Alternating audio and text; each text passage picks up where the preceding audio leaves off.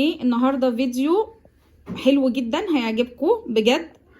احلى رز بلبن ممكن تاكلوه، مميز جدا وفيه تكات حلوه قوي بجد. جربوا الرز بلبن بالطريقه دي، عمرك ما هتعملي اي طريقه تانية غيره. كملوا معايا الفيديو وشوفوا انا عملته ازاي. واشتراك بصوا يا حبايبي، احنا دلوقتي هنبتدي عمايل الرز بلبن احلى والله من بتاع المحلات. هنعمل ايه؟ دول 4 كوبايات ميه زي ما انتم شايفين كده بيغلوا. هحط فيهم كوبايه رز، نديله تقليبه واحده كده. تمام. وهعمل ايه؟ هسيبه لحد ما يشرب ميته والاقيه استوى، وبعدين هوريكم هنعمل ايه.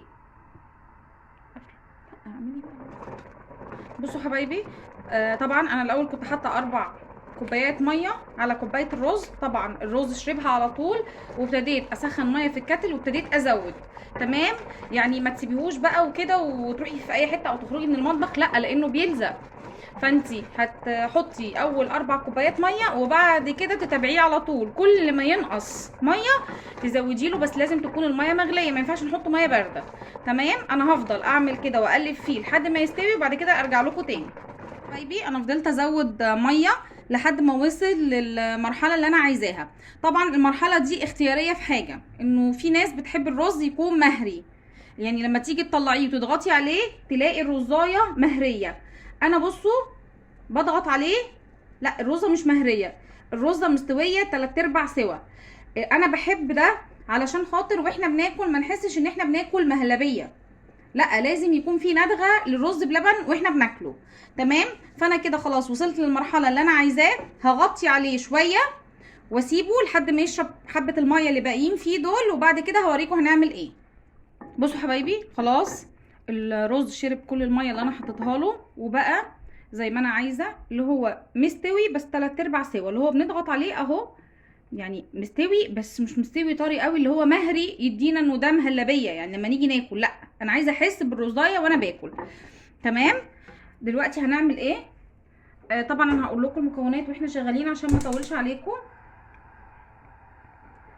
بصوا بعد ما بقفل عليه بحط له واحده فانيليا. تمام. بصوا احنا المكونات عندنا ايه دلوقتي حبايبي. احنا حطينا 1.5 كوبايه سكر على الرز بلبن. تمام. ايه المكونات الباقيه معانا 3 معالق نشا هندوبهم في كوبايه لبن بارد. ومعانا سر من اسرار ان الرز بلبن يطلع معاكي حلو جدا واحلى من بره، كوبايه كريم شانتيه. انا بجيب كريم شانتيه سايب من عند العطار. لو انت ما عندكيش السايب استعملي البواكي اللي هي بتبقى في السوبر ماركت، بس كريم شانتيه دوت اوفر بكتير من اللي بيجي من السوبر ماركت. والسر التاني في الطعم يا جماعه هو اللبن البودر. اللبن البودر بيدي دسامه حلوه قوي في الرز بلبن. ده حوالي كوبايه، ده انا بجيبه سايب. انت لو عايزاه تجيبي اللي هو الاكياس اللي هو كيس ب2 جنيه دوت هاتي، بس السايب بيبقى اوفر عند العطار. لبن بودر نيوزيلندي. تمام. وعندنا اللي هيخلي برضو طعم الرز لبن، اللي هيخلي طعم الرز بلبن بتاعك هايل، معلقتين جوز الهند. صدقيني هيفرق معاكي جدا في الطعم. ومعانا 10 اكياس فانيليا اللي هي الفانيليا الصغيره. بلاش يا جماعه في الرز بلبن تحطوا فانيليا سايله، بيخلي الطعم مش حلو خالص. تمام. ومعايا معلقه ميه ورد. ميه الورد يا جماعه بتدي طعم حلو قوي، بس مش بتبان طعمها للناس اللي مش بتحب ميه الورد، هو مش هيبان. سر من اسرار الرز بلبن انه بيطلع طعمه حلو جدا وغني وبيعمل قشره كده زي بتاعه المحلات، هي القشطه دي. قطعه قشطه حوالي كوبايه. انتي ما عندكيش ممكن تستعملي وش اللبن. تمام.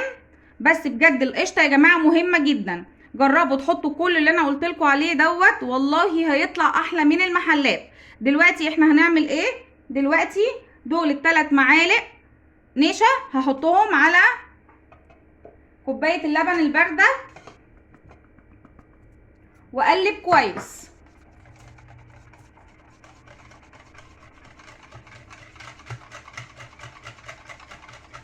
المضرب ده يا جماعه حلو قوي ومش غالي، ده ب10 جنيه بجد، هاتوه هيفرق معاكم جدا في تقليب الحاجات دي لانه بيسهل علينا. حطينا 3 معالق نشا، هنحط ايه تاني؟ هنحط كوبايه الكريم شانتيه ونقلب كويس.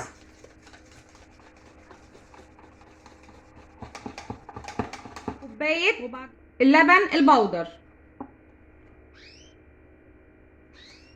وهنقلب كويس. انا هفضل اقلب لحد ما يكون معايا سايل مفيهوش اي تكتلات وارجع لكم تاني. كده حبايبي احنا هنحط المعلقتين جوز الهند اللي بيفرق جدا في طعم الرز بلبن، وهحط 10 اكياس فانيليا بودر، بلاش السايله يا جماعه مش بتبقى حلوه في الرز بلبن، واقلب كويس. وهحط ايه تاني؟ هحط معلقه صغيره ماء ورد، صدقوني بيفرق في الطعم جدا، واقلب. طبعا احنا الرز بتاعنا مستوي وغلى معانا اهوت. هنبتدي نحط ايه؟ هنبتدي نحط الخليط اللي بتاع النشا. وعايزه اقول لكم على حاجه انا بعملها، انا بجيب الخليط واجيب مصفى واصفيه عشان ما يكونش فيه اي تكتلات، بيفرق معايا جدا لانه بينزل لي الخليط ناعم. هبتدي انزله كله وابتدي اقلب بسرعه. هنبتدي نقلب كويس جدا لحد ما يتقل معانا الرز بلبن، بس مش يتقل خالص، لا انا عايزاه يكون قوام كريمي مش تخين معايا، عشان هو هياخد القوام بتاعه لما يتحط في الاطباق وكمان يدخل التلاجة.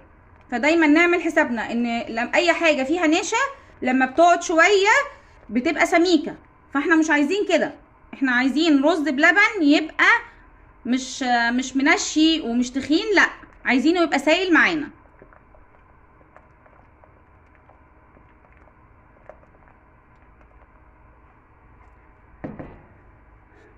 اخر حاجه معانا هي قطعه القشطه اللي بجد هتفرق معاكم جدا في طعم الرز بلبن اللي انتوا بتعملوه.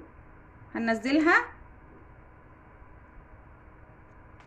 ونقلب لحد ما تسيح جوه الرز بلبن. حبايبي هفضل اقلب لحد ما تسيح القشطه معايا واللبن ياخد غلوه كمان، وبعد كده اغرف الاطباق. بصوا حبايبي، بصوا الرز بلبن من قبل ما نغرفه، بصوا الوش بتاعه عامل ازاي. تخيلوا بقى لما يبقى في الاطباق ويدخل التلاجة بجد بيعمل وش كريمي حلو قوي. عايزه اوريكم، بصوا شايفين انا وانا بحطه يا جماعه سايل مش تخين. التخانه اللي انا عايزاها هتوصل لما يدخل، التخانه اللي انا عايزاها هتحصل لما يدخل التلاجة اهو. تمام، هخلص كله وارجع لكم تاني. كنت عايزه اوريكم وانا بحطه السمك بتاعه عامل ازاي. هخلص كل الاطباق وارجع لكم تاني. احنا كده خلاص غرفنا كل الرز بلبن. دي الكميه اللي طلعت من 3 كيلو لبن وكوبايه رز، بجد كميه كبيره ما شاء الله. طبعا انا حاطه في علب بلاستيك لاني هودي عند مامتي. وعايزه اقول لكم على حاجه، بجد الرز بلبن ده احلى رز بلبن ممكن. بصوا طبعا ده قبل ما يدخل التلاجة، بصوا عامل وش ازاي زي بتاع المحلات. طبعا لما بيخش التلاجة بيبقى اكتر من كده. طبعا انا ما بحطش مكسرات في كله عشان انا في ولادي مش بيحبوا المكسرات. طبعا المكسرات دي ترجع لنا، عايزين ناكله بمكسرات اوكي، عايزين ناكله ساده اوكي، جوز هند بقى، زبيب، اي حاجه انتوا بتحبوها. عايزه اوريكم طبعا انا كنت ده السمك اللي انا قلت لكم عليه، ان احنا لما هنغرفه سايل هيعمل معانا كده.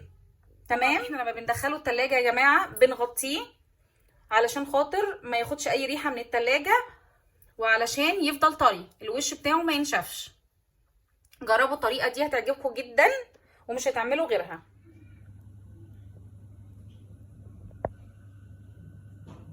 على حاجه في اخر الفيديو، يا ريت لما نعمل حاجه حلوه رجاء ننزل للحارس او البواب اللي عندنا في العماره. انتوا عارفين ان هم بيبقوا يا عيني على قدهم وكده، فلما نعمل حاجه حلوه مفيش مشكله ان احنا نعمل طبق زي ده، رز بلبن، عاملين مهلبيه، اي حاجه وننزلها لهم. خصوصا ان شهر رمضان الكريم داخل علينا، كل سنه وانتم طيبين، وعايزين نبتدي نتعود نعمل كده عشان انتوا عارفين الجزاء، في رمضان بيبقى عامل ازاي.